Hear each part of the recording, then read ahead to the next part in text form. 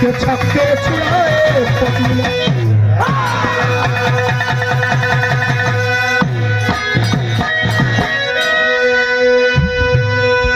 हमारे हिंदुस्तान के नौजवान सरदे हिंद पर्वतन की रखवाली करते हैं, उनके बदौलत हम चैन की नींद लेकर के सोते हैं। इन जवानों की कथा आप लोगों के सामने प्रस्तुत है। गजल का टुकड़ा है। कौन गजल है?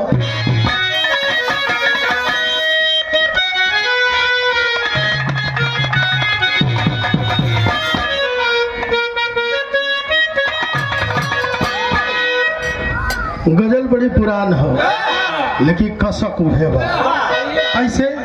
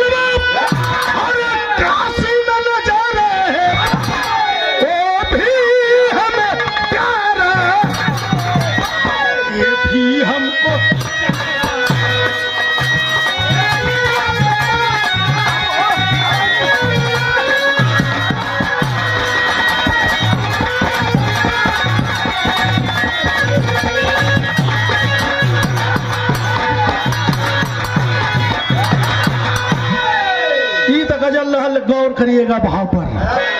अरे सरहद की असौटी जो फिर उतरता है,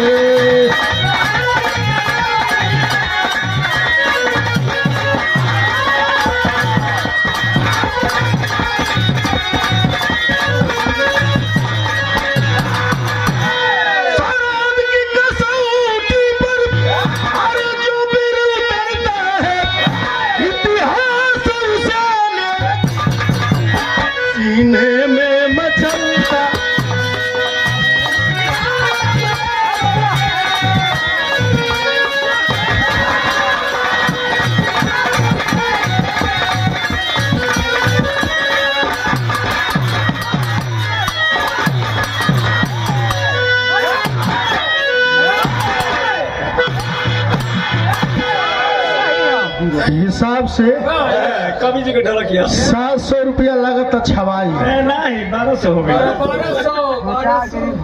बड़ा दुर्दशा हो जाएगी। हम एक और को बतौली हैं तो दोनों और को जोड़ दिया ला जा। यही जैसे कहानी का शुरुआत भाई नज्म की लाइन से आओ।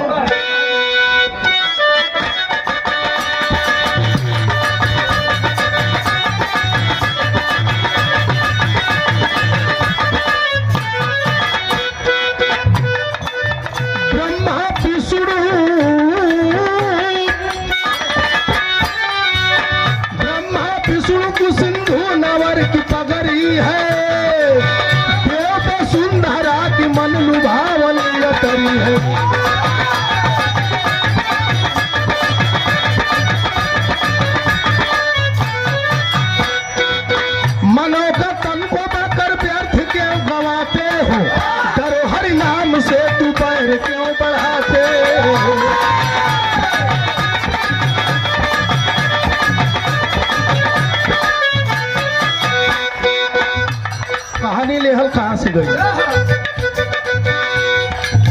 प्रांतिमांचल जिला चंबा गांव बोला है, प्रांतिमांचल जिला चंबा गांव बोला है, लाल जगदीश वंदे मातरम तबु बोला है।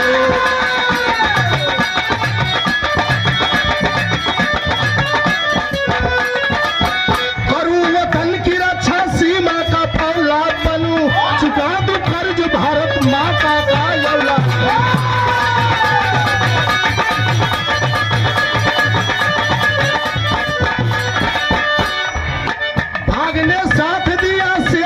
जवान बना।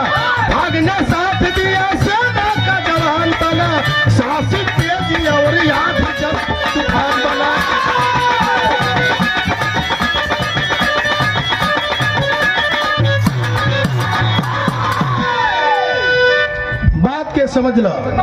प्रांत हिमांचल, जिला चंबा, गांव गोला का नाम बताओगी। वही जाकर रहे वाला जगदीश बसफोर है बाबू। बाप का नाम बतावल गई सुदर्शन बसफोर का बेटा रहलन। जगदीश से कई बेटा बा। मतारी का नाम संभारी देवी। बेटवा के बाबू केहूँगा हाई स्कूल पढ़ावल गए। हाई स्कूल पास कैला के बाद डायरेक्ट भर्ती आयल। लड़का तैयारी करता, ओकर मन बा कि वतन की रखवाली करूंगा।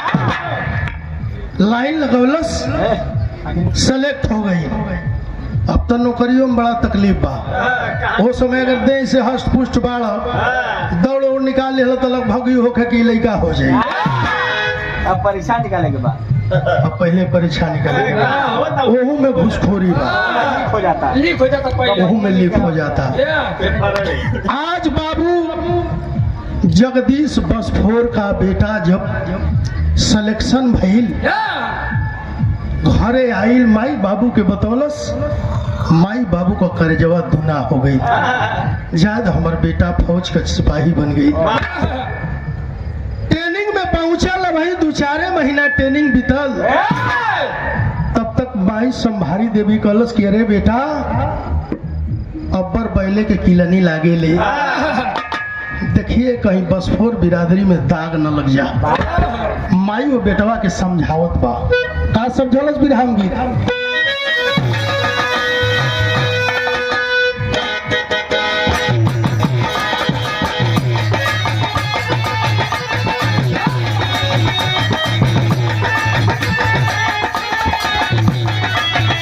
ये लाल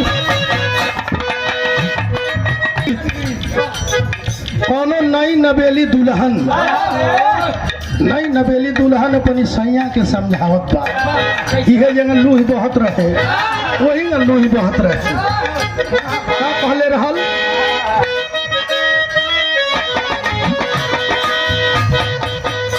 अरे नई झुलनी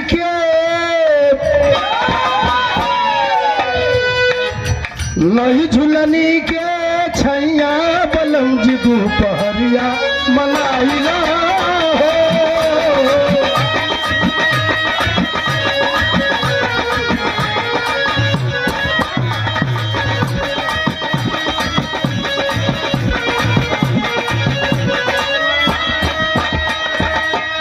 एक लाइन और कहले रहल 4 महीना हो गर्मी के दिन।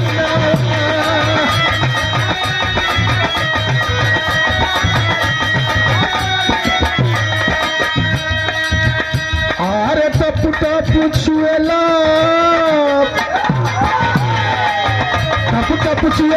पसनवा दुनिया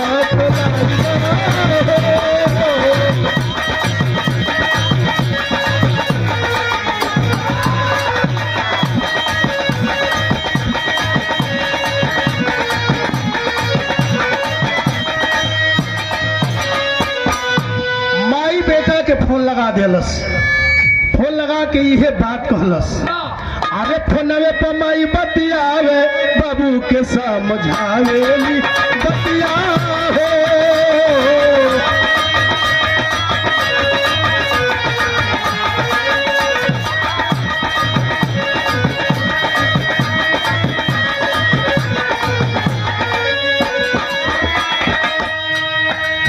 दूधवा में हमारी न डगिया लगई है।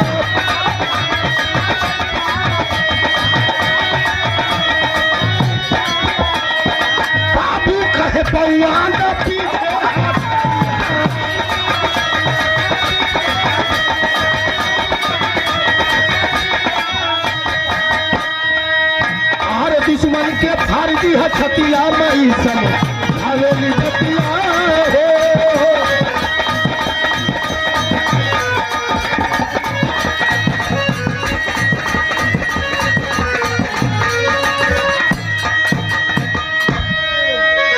कलश बेटा हमारी दूधे में दागी न लगे, ये परिवार पर आँच न आवे।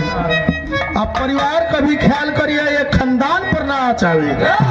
कि उठ के ही न कहे कि बस फोर का लड़का हो, हिंदुस्तान के साथ गद्दारी कर दिया।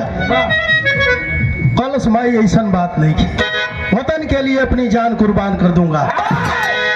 चलो ले भैया, धीरे धीरे ट्रेनिंग बीतल।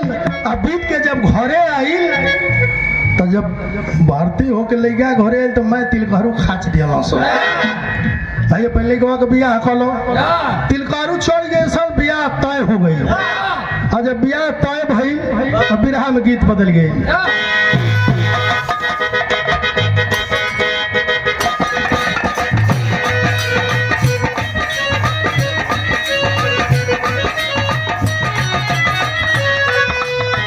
कोनो लड़की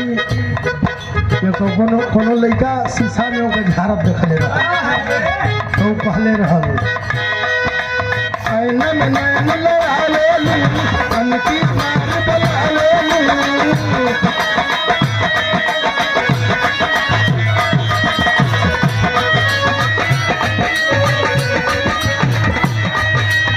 ऐना में नैन लड़ा लेली, अनकी मार बला लेली।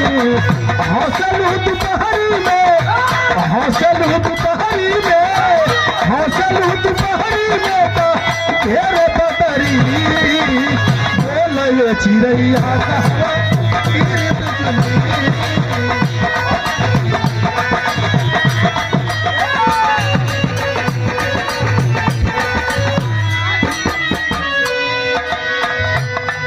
ई तो गीत रहल, गौर कल जाई तनी भाव स्तर पर। सदियत बिनवा धर आ गई, घर में खुशियाँ आ गई।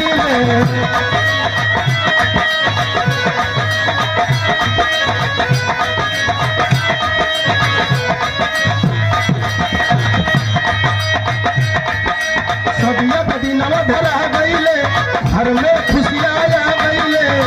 देखे लो गुजरिया जब साजन के मना, देश का सिपहिया मार सजना।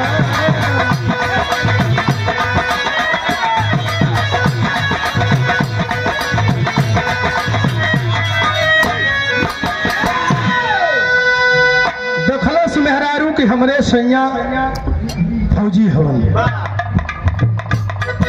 मर्द मेहरारू बड़ा खुश बा। धीरे धीरे समय बीतल, जब कुछ समय बीतल तो भइल का, बीतल समैया गोपा भइल गुलजार हो।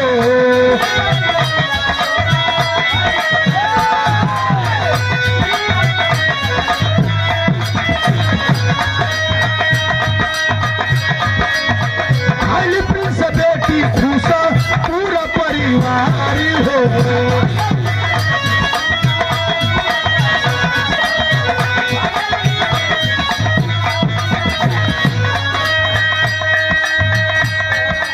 माई मथा सुघुरा लेली, दादी गोदिया खेला लेली।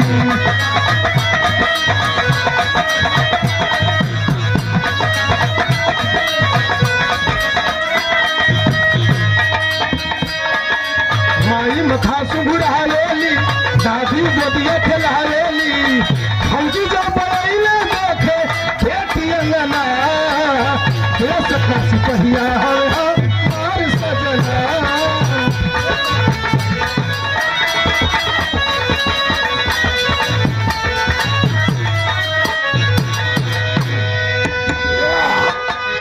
धीरे धीरे साल 2 साल बीत गए और ए भैया एक ठे बिटिया जन्म लेहलस, जौना का नाम प्रिंस बतावल गई। जौन दुल्हन रहल नैना, नैना के तन से एगो बेटी जन्म लेहलस प्रिंस। धीरे धीरे जब प्रिंस बढ़े लगल तब तक बाबू जौन जगदीश का बाबू रहलन, बाबू का धीरे धीरे हार्ट का बीमारी हो गई। बेटवा दवाई करावत बा, दवाई करावे में परेशान बा। गरीब का बेटा बांस फाड़ के चीर के बाप दौरी बना के पढ़ा लिखा के वो लायक बनवलस, गरीबी से धीरे धीरे उभरत बा। सोचे कि बाबू का दवाई भी करावल जरूरी बा, परिवार भी चलावल जरूरी बा। धीरे धीरे धीरे जब कुछ समय बीतल तो भइल का छंद में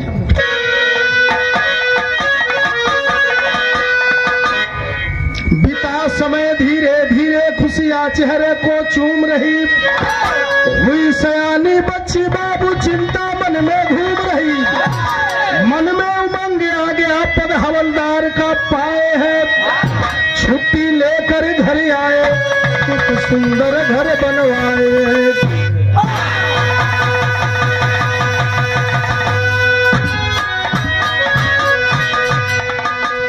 धीरे धीरे समय बीतल, प्रमोशन उनको भइल पद हवलदार के पा गइलन।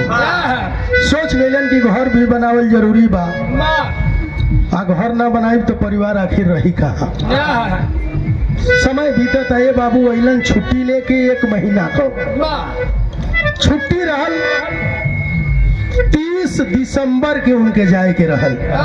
सोच गइलन कि घर बनावल जरूरी बा, घर बनावल शुरू कैलन, लेकिन भाई का विराम गीत हउहे गीत बाप।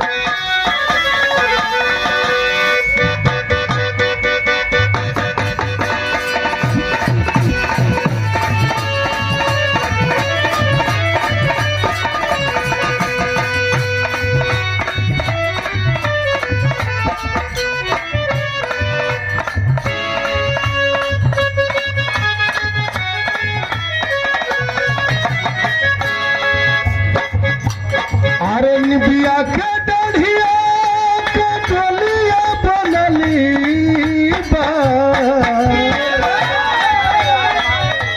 निबी के पतैया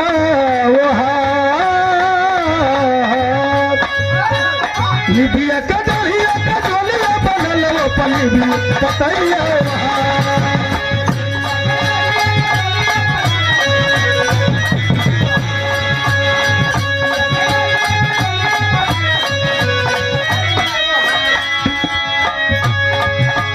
निबिया के डढ़िया के डोलिया बनल पतैया केवल से चले हुआनी न होता बनल कहा।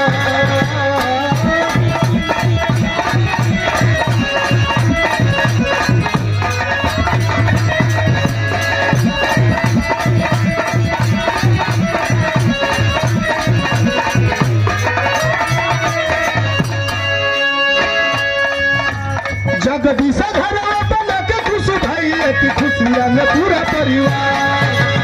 जगदीश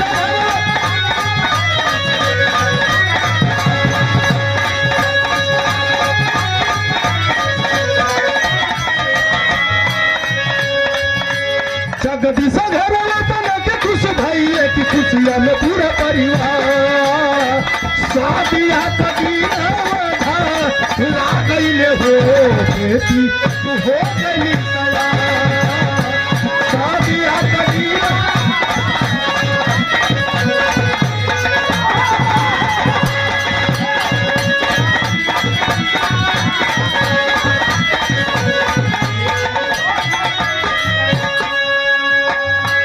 आके घर बनवा देलन। अरे भैया घर को पूरा काम नहीं खे भाई, कुछ काम भइल बा कुछ काम बाकी बा। लैट्रिन बाथरूम अब ना बन रहे। धीरे धीरे समय जौन बा छुट्टी के आ गई। 30 दिसंबर के जब जाए का तैयारी कैलन, सुबह के बेरा दुल्हन आके सैया के आगे हाथ जोड़ के खड़ा हो गई।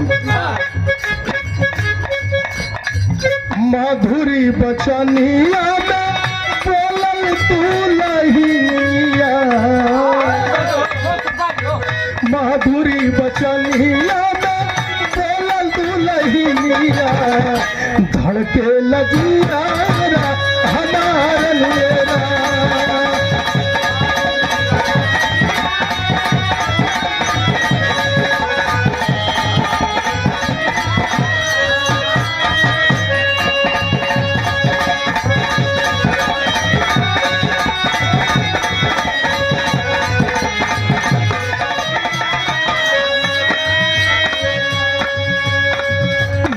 रहल खेतावा के वरिये सजनावा तो बोलत रहुआ तू पूरा सियार मेरा।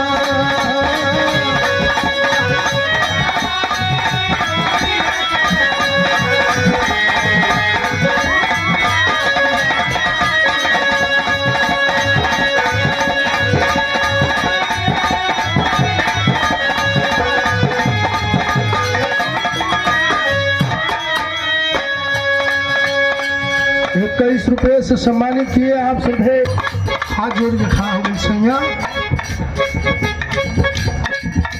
सैया छुट्टी बढ़वा ल सैया गई रही है खेत की ओर। कुकुर सियार बोलत ना, कुकुर सियार का बोलल शुभ ना हो। ध्यान दिया जगदीश खबरदार, फौजी की दुल्हन इस तरह बात करे ये हमें पसंद नहीं है। अपने दुल्हन के फौजी बतावता बोला जगदीश सुना सुना मेरी रानिया की लहर तिरंगा या समान।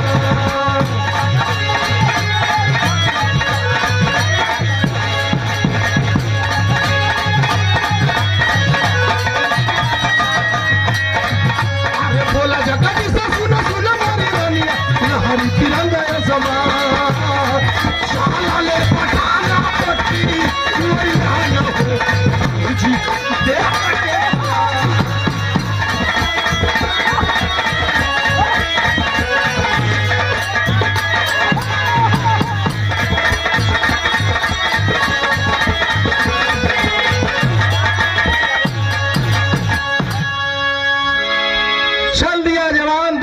समझा करके चला पठानकोट के ओर जाके ड्यूटी ज्वाइन कर लेलस। और जब ड्यूटी ज्वाइन किलस एक दिन बीतल आ 2 जनवरी के जब ड्यूटी करत बा वो समय बतावल गई कैसे।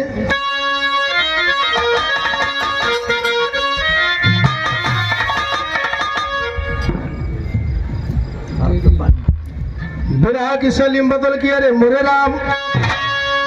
राम भारत का पानी जाई कैसे। अरे भारत का पानी जाई हो, भारत का पानी जाई कैसे।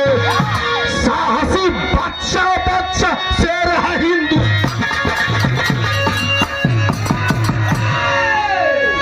भारत का पानी जाई कैसे, साहसी बच्चा बच्चा से रहे हिंदुस्तानी।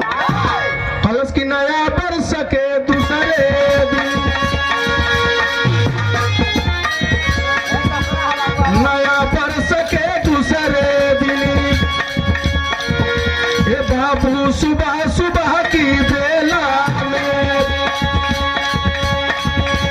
नाश्ते की तैयारी करते। आई सुबह सुबह मन खेला में कुछ सिपाही में सके अंदर, कुछ बाहर ड्यूटी निभा रहे। अरे ये टंकी हमला गोली के बरसा।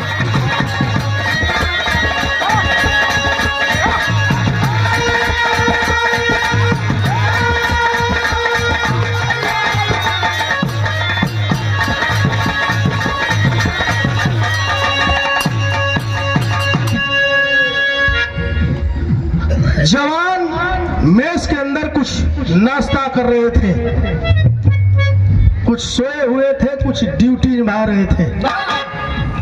आतंकवादियों ने हमला कर दिया, मूड बनाए कि इस कायम को ही उड़ा दे।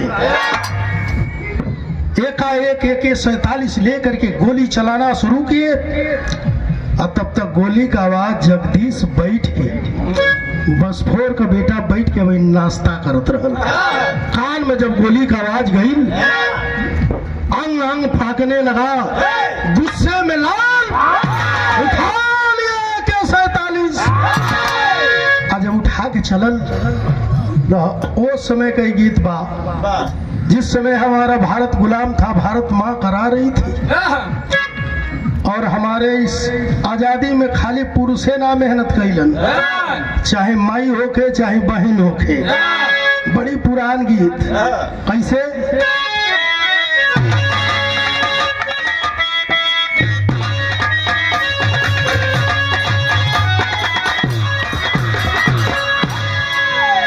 अरे माई हो ललनवा देदा,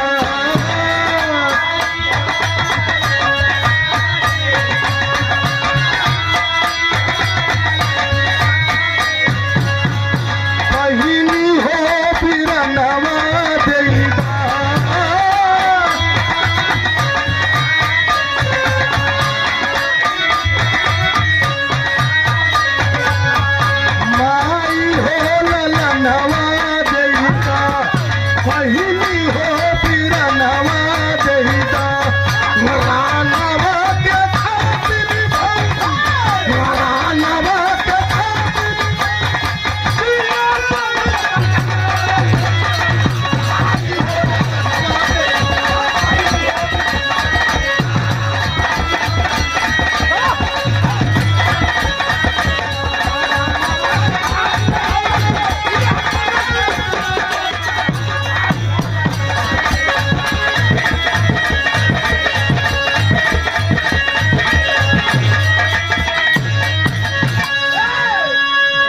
जवान जब AK 47 उठौलस वो समय का भाव हो अरे कर जल पा जवानवा नारी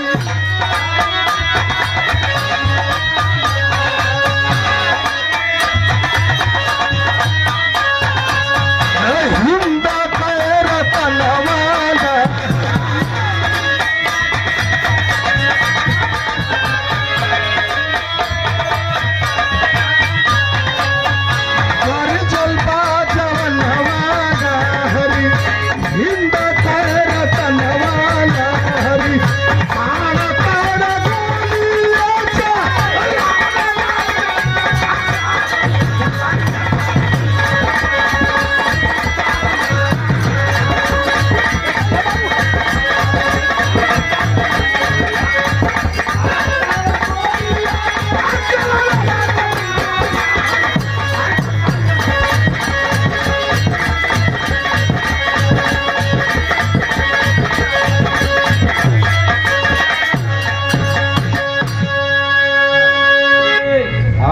आतंकवादियों को दौड़ा दिया जवान गोली लेकर के।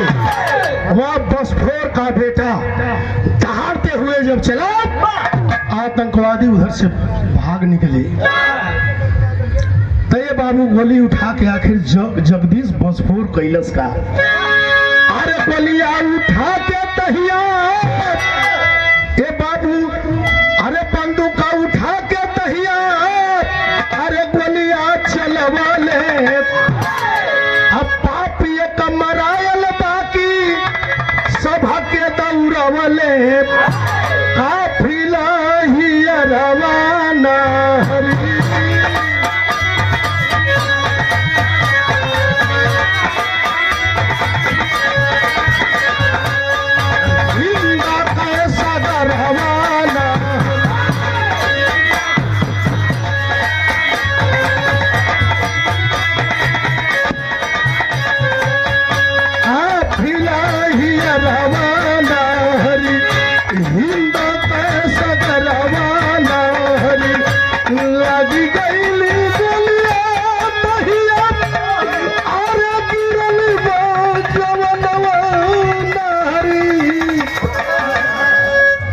चला रहा है गोली तब तक बाबू झाड़ी से छुप करके एक आतंकवादी ने गोली चला दिया आकर के जगदीश यादव जगदीश बसफोर के सीना के गोली पार कर दिया भारत माँ के गोद में हमेशा हमेशा के लिए सो गया। जवान की पार्थिव शरीर तिरंगे झंडे में लपेट करके और जब ये बाबू चंबा गांव भोला में लाश पहुंचल जवान सम्मान के लिए साथ ले जाकर के दरवाजे पर जब रखते हैं तब तक बाबू बुढ़िया मतारी संभारी देवी के पता चलल। संभारी देवी तो बाबू पागल हो गई। अब पागल होके अल्लाह के सामने आके रोए लगल रो के गुहारो मालिक से कैलस का कहलस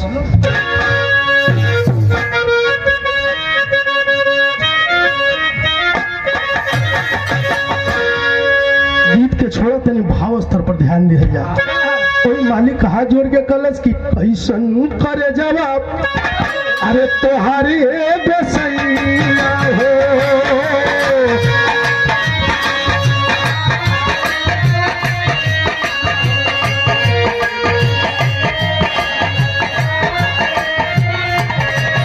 भाई पवन गलती बरिया रे बेसैया बरिया रे बेसैया हो कैसन करे जावा तोहारी बेसैया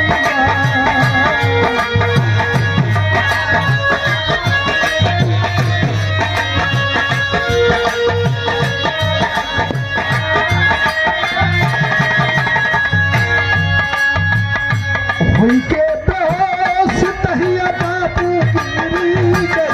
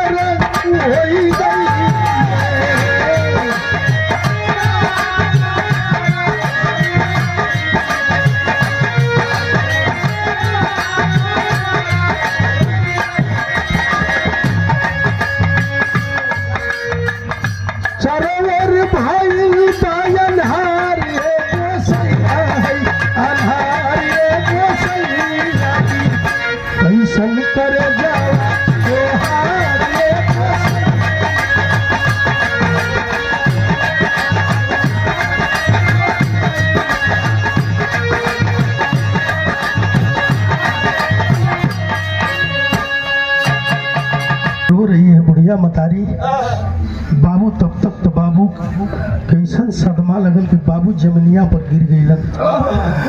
बाबू जमनिया पर गिरला तब तक बाबू खबर दुल्हन को मिल गई। नैना दुल्हन जब सुनलस आके सैया के ऊपर गिर के छाती पीटे लगल। अब पीट के वही बतिया का उल्लाहना मारत बा। कौन गीत हो?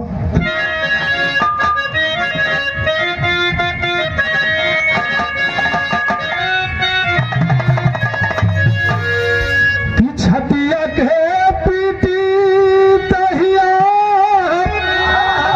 अरे मोयनवा हो तहिया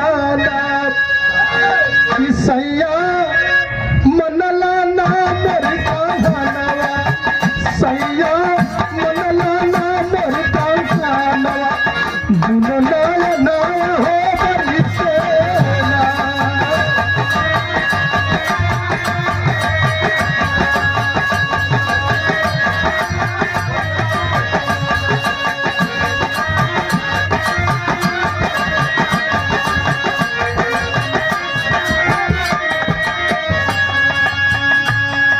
सैया अब ही 4 दिन न भई, कल सैया की छुट्टियां बढ़वा लो।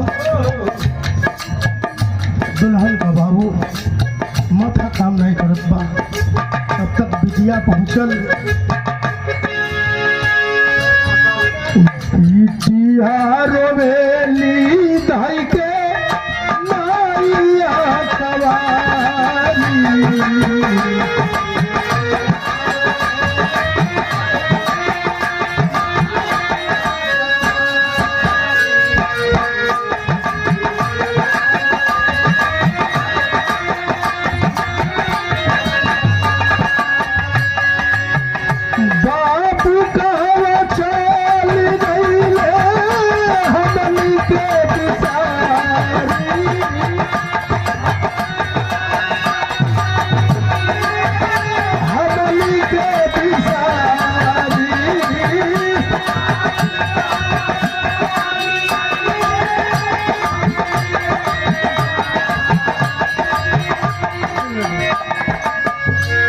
आखिरकार हे बाबू बिटिया रोत हो।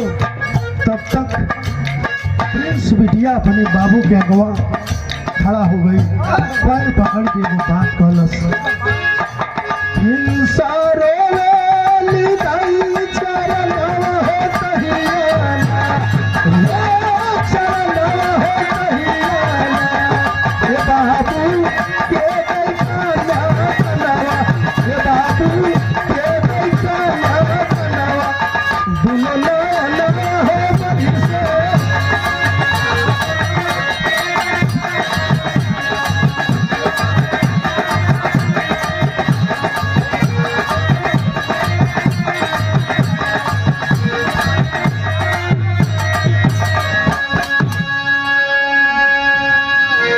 बाबू अपने पैर के पकड़ के बाबू के रोत बा। बिटिया प्रिंस बाबू हमार शादी तय हो गई, लेकिन हमार कन्यादान के करी। जवान है बाबू। तब तक जाके बाबू आराम दरस करे बाबू बुढ़ऊ के जगावल गई। जे उलाटल लो तब तक पता चला कि हार्ट का मरीज आदमी आखिरकार दम को तोड़ दिया। सबके आंखों में आंसू है। घटना बड़ा जबर हो गई। भाई का हाल हम बताओगे। हाय हाय हाय राम, विधि के विधान के आगे अरे केहू के न चले भैया।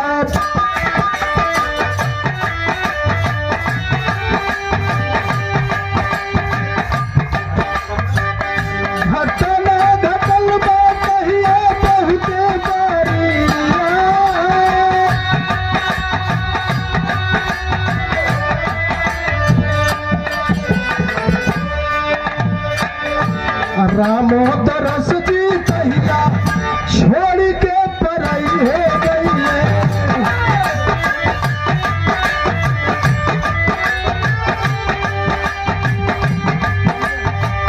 संग भइल बाबू अब के संसार का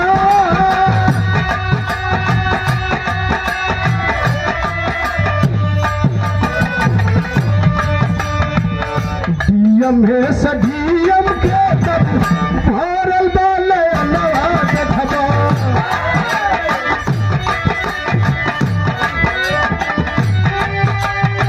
रे पहिया बउआ बाबू सगरी हो जाला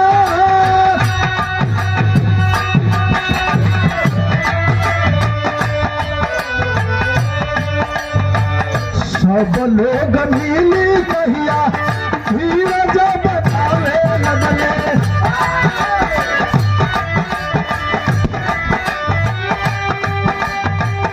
वीरभद्र मुख्यमंत्री गइले तबले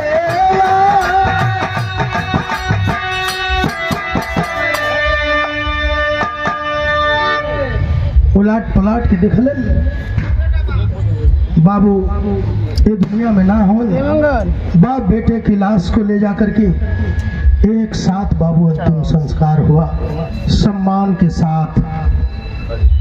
और ये भैया एक साथ जब सम्मान भयल मुख्यमंत्री वीरभद्र साहब आए और वीरभद्र साहब जब अइलन आज अब अंतिम संस्कार करा करके चलन। कृपा तो उस बेटे की है जौना बिटिया का शादी तय कैले रहलन उनके अंतिम संस्कार के बाद भी अपने कहलस कि हमरे कि अगर उनका बेटी है तो हमरो बेटी है और शादी तय हुई है तो ये बेटी के हम लेके जाई बार ऐसने दुल्हा वैसने बेटा होके के चाहे। लेकिन आज का तो लोग लालची हो गई बा सबके लालच धले ले बा। आखिरी लाइन में कभी खड़ी की लाइन में आओ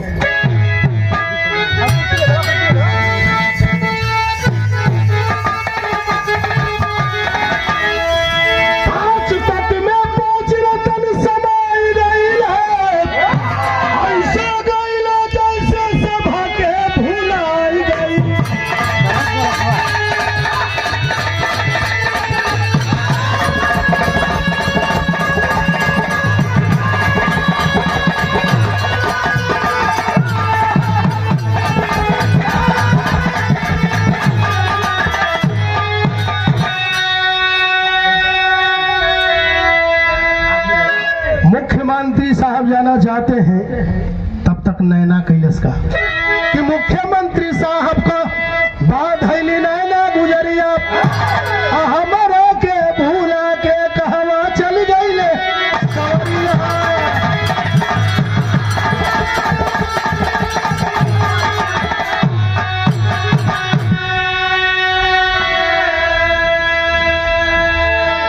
बेटा दूध का खून से चुकाई गईले ऐसे गईले जैसे सबके भुलाई गईले।